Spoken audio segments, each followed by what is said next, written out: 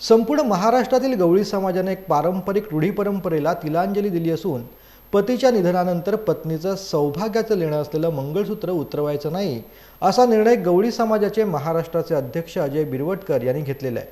त्याप्रमाणे संपूर्ण महाराष्ट्रातील गवळी समाजामध्ये हीच पद्धत यापुढे सुरू असेल असं अजय शेठ बिरवटकर यांनी सांगितलंय।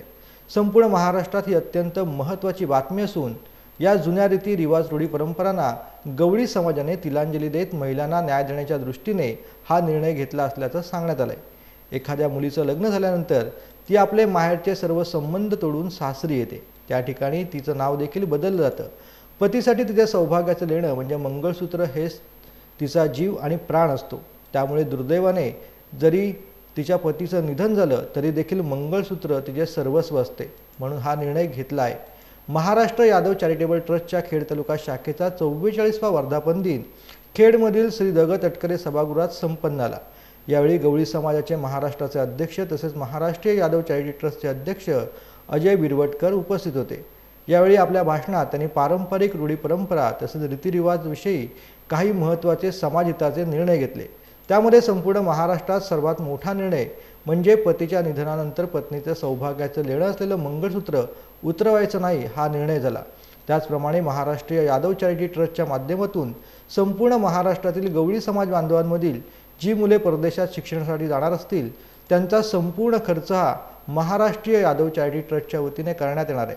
त्याचप्रमाणे ज्यावेळी शिक्षण झाल्यानंतर तो मुलगा चांगला नोकरीला लागेल त्यावेळी ट्रस्टचे पैसे त्यांच्या सोयीनुसार पुन्हा घेतले जातील। तसेच शिक्षण क्षेत्रात देखील ज्या मुलांना कोणतीही गरज असेल त्यावेळी त्यांच्या ट्रस्टच्या माध्यमातून सर्वतोपरी मदत केली जाईल असा देखील निर्णय गवळी समाजाच्या वतीने घेण्यात आलेला आहे। आपल्याला कल्पना आहे एखाद्या माझ्या भगिनीचा पती अपघाताने म्हणा दुर्दैवाने म्हणा त्या ठिकाणी त्याचं निधन झालं तर आज या सभागृहामध्ये बहुतांश गवळी समाज बसलेला आहे। परंतु एखाद्या गावामध्ये माझा तो बांधव ज्या वेळेला त्याचं निधन होतं त्यावेळेला त्या अंगणामध्ये इतर समाजाचे देखील त्या ठिकाणी मान्यवर त्या ठिकाणी उपस्थित असतात।